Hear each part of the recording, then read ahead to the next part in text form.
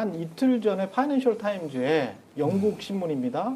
영국 신문의 빅터 차라고 CSIS에서 오랫동안 있었고 조지타운 대학교 교수고 우리나라 한반도 전문가로 보수적인 한반도 전문가입니다. 보수 신문에 맨날 나오는 사람 있어요. 보수적인 한반도 전문가고 한국계인데 이 빅터 차 이 사람의 어감이나 어투를 제가 굉장히 싫어하는데 마치 남의 나라 구경하듯이 남의 나라 전쟁 저기 곧 있으면 전쟁 날 것 같아 그런 느낌의 말을 가끔 하는 분이라서 야 그래도 2민 2세인가 3세인가 되는데 뭐 저렇게 저 따위로 말하나 기분이 나쁘거든요. 근데 외국인들이 볼 때는 빅터 차의 말이 이런 한반도 전문가 있잖아요. 세계적인 한반도 전문가의 말이 가장 객관적이에요.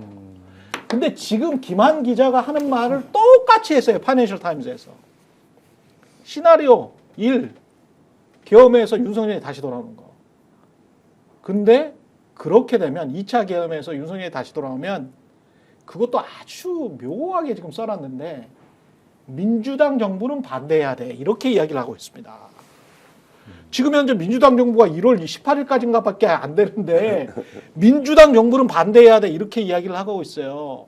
미국 민주당 정부는 반대할 수밖에 없을 거다. 이렇게 이야기를 하고 있습니다. 윤석열이 아무리 미국의 국익을 위해서 이러저러한 외교를 자기들 이익을 위해서 미국 국익을 위해서 다 하고 있지만 제가 거짓말 하나도 안 보태고 그대로 나온 이야기예요. 윤석열의 외교는 미국의 이익에 굉장히 부합하지만 그럼에도 불구하고 계엄을 또 하면 민주당 정부는 반대해야 될 거다. 미국 민주당 정부는 반대해야 된다 이거예요. 그럼 공화당 정부가 들어서는데 1월 18일 이후에 빅터 차가 말하는 의미는 공화당 정부는 반대 안 할 수도 있겠네. 라는 의미입니다. 그래서 정말 너무 답답한데 지금 상황이. 빅터 차가 아마 예. 트럼프에 대해서 회의적인 시각일 겁니다. 예. 그래서 볼튼도 이제 회의적이더라고요. 그렇죠. 네. 그래서 이 자가 원래 이제 조지 부시 때 아마 이 자문을 하고 뭐 이랬을 거거든요. 그렇죠. 그래서 그 시각으로 민주당 정부 반대해야 돼. 그런데 아마 그 행간인 것 같아요. 근데 그 말을 안 했어. 또. 네. 트럼프 말을 안 해버려. 트럼프는 아마 그 국제규범을 안 따라갈 걸. 그 얘기를 하고 싶은 것 같아. 예. 그 이야기야. 빅터차 이야기는 그 이야기거든. 이런 한반도 전문가가 하는 이야기는 행간을 봐야 되는데 그러면 트럼프가 들어오면 이용할 수도 있겠네? 계엄을?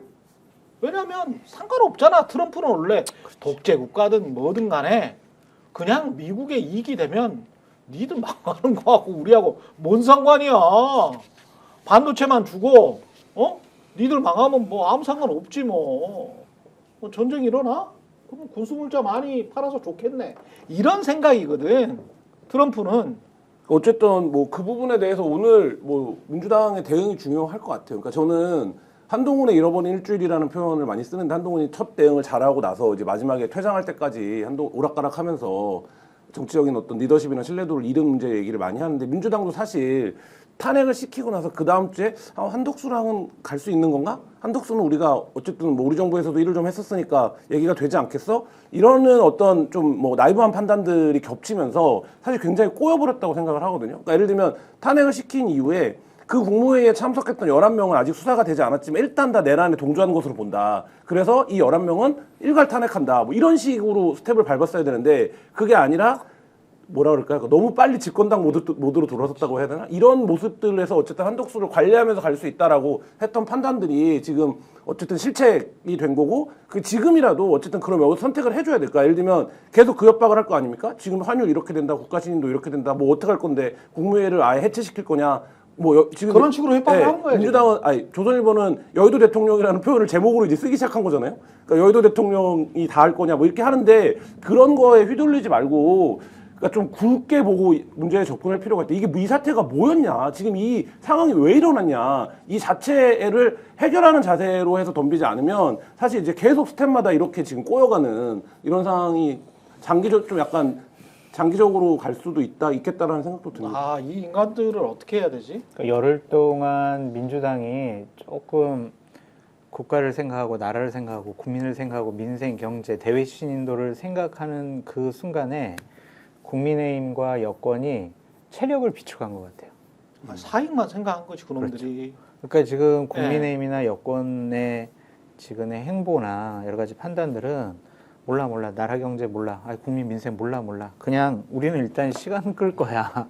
그거밖에 없어요 지금. 그래서 저도 참 어디 가나 지금까지 난 보수파를 지지한다, 보수파 평론가들하고 얘기했는데 이제 그런 얘기하는 것이 너무 부끄럽고 맞지 않는다라는 생각까지 들게 돼요. 그러니까 시스템을 망가뜨리려는 행위는 절대로 저는 해서는 안 된다고 생각을 하거든요.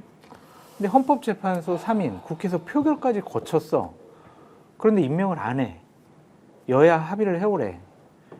어떻게 이런 헛소리나 개소리가 있냐고요. 난 진짜 이해가 안 돼. 이것도 자 거꾸로 생각을 한번 해보세요. 여야 합의를 해오라는 거는 지금 지가 현재 뭔데 여야 합의에 그래. 딱 지가 뭔데 하고 똑같은 거예요. 국민들은 지금 빨리 전국이 안정되기, 윤석열은 다시는 돌아오지 않기를, 그게 전국이 안정되는 것, 그러려면 윤석열을 빨리 탄핵을 하길, 요거잖아요.